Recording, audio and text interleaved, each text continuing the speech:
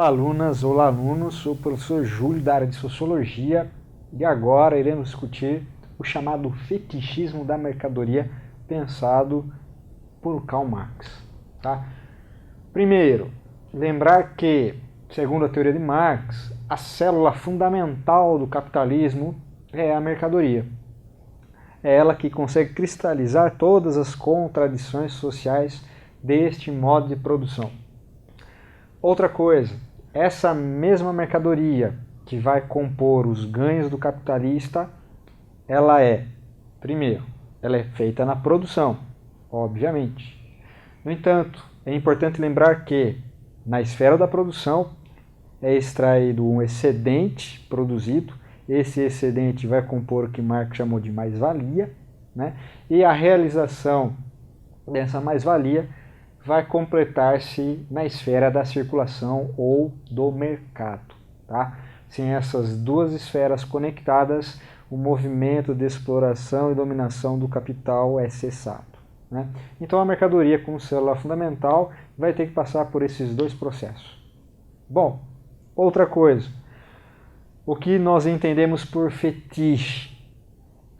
Fetiche é o objeto ao qual se atribui, ou a relação na qual se atribui a um objeto um poder sobrenatural, mágico e se presta culto. Objeto esse, encontrado na natureza ou produzido pelo próprio homem. Tá? O Marx, pensando nisso, vai chegar à seguinte ideia. No capitalismo, como necessidade para alavancar a circulação e realização do valor, a ideologia por trás desse sistema vai produzir o chamado fetichismo da mercadoria, na qual as pessoas vão se ver necessitadas do consumo das mercadorias. E esse processo é complexo, a gente vai entender algumas partes dele. Tá? Então, primeiro ponto. No fetichismo da mercadoria, a produção ganha status autônomo em relação à vontade humana. Nós passamos a produzir não mais objetivando principalmente as vontades alheias, mas agora a produção humana vai se focar mais numa vontade que está além do humano, que está, na verdade, na satisfação da própria realização do valor e dos interesses do capital. Então, o primeiro ponto. Né? Sendo assim, traduzindo, nós acabamos produzindo muito mais do que a própria vontade humana de fato necessita. Segundo ponto, o caráter social do trabalho é ocultado.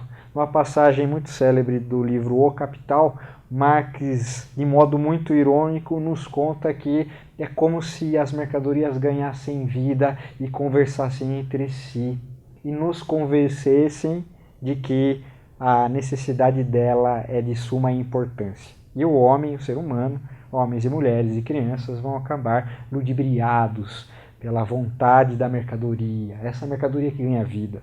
Né?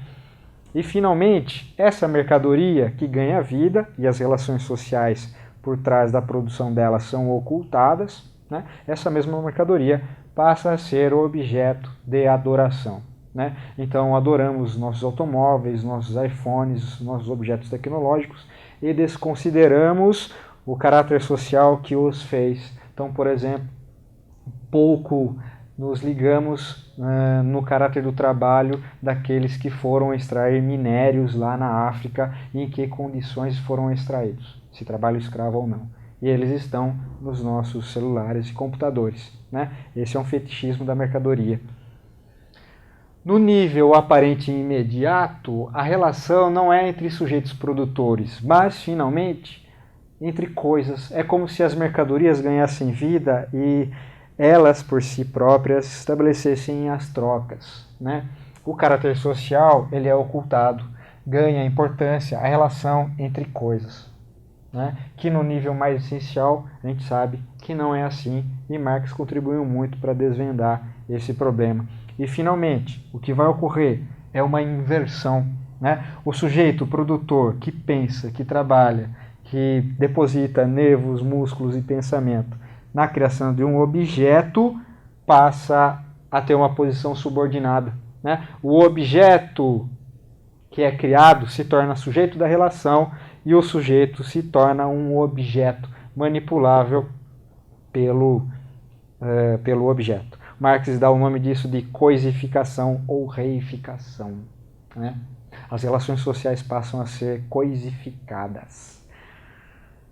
Por hoje é só. Até a próxima.